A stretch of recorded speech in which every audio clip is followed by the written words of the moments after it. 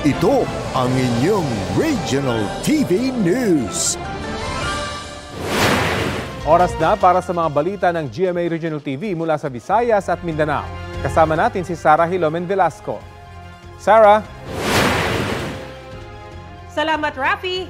Huli cam ang pang-hold up sa isang tindahan sa Bacolod City at panloloob naman sa isang apartment sa Iloilo City. Ang maiinit na balita hatid ni Kim Salinas ng GMA Regional TV 1 Western Visayas.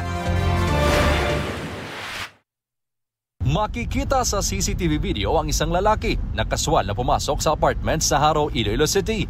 Ayon sa pulisya, hindi kilala ng mga tenant ang lalaki. Natangay ng sospek ang isang cellphone, wallet na may lamang cash, ATM cards at relo. Napang tanaw ng mga kwarto kung bukas. So kung bukas ang ginasulod niya, unfortunately, ining duha ka kwarto sa duha ka biktima namuning bukas. Hindi humarap sa kamera ang mga biktima pero sabi nila naroon sila sa unit nang mangyari ang panloloob. Wala raw silang kaalam-alam na pumasok ang sospek. Sa CCTV footage na lang nila nakita ang mukha ng sospek. May impormasyon na ang pulisya tungkol sa sospek. Kuha naman ito sa CCTV sa loob ng tindahan sa Bacolod City. Makikitang bumili ng junk food ang lalaking naka-jacket at naka-hoodie. Nagbayad ito ng 200 pesos. Maya-maya lang, lumapit ito sa kahera, bit-bit ang screwdriver at nagdeklara ng hold-up. 3,000 pisong halaga ng cash ang natangay ng hold-upper. Gabing ko ba? So wala lang ko yung nagpanic, gid. Kaya actually, sa ulo ko, mabato ko siya. Gali, kaya ang table ni is naka-balabag. So, minsan, kung wala ko agyan, kung magbato ko siya. Bagong insidente, namataan na raw nila ang sospek na tila nagmamasid. Mabilis nakatakas ang sospek sakay ng motorsiklo. Patuloy ang investigasyon.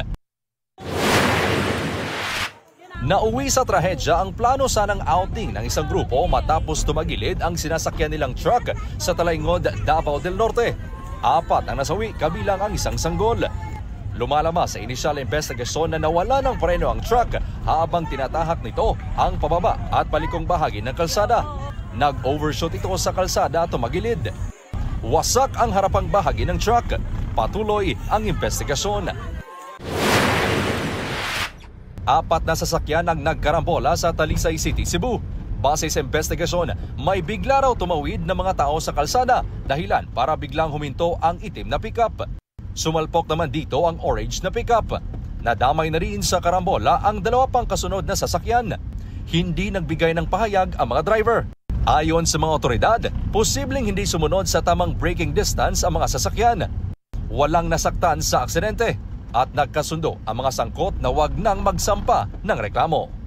Mula sa GMA Regional TV 1 Western Visayas, Kim Salinas, nagbabalita para sa GMA Integrated News. Kapuso, alamin ang maiinit na balita. Bisitahin at mag-subscribe sa GMA Integrated News sa YouTube. Sa mga kapuso abroad, samahan nyo kami sa GMA Pinoy TV at sa www.gmanews.tv.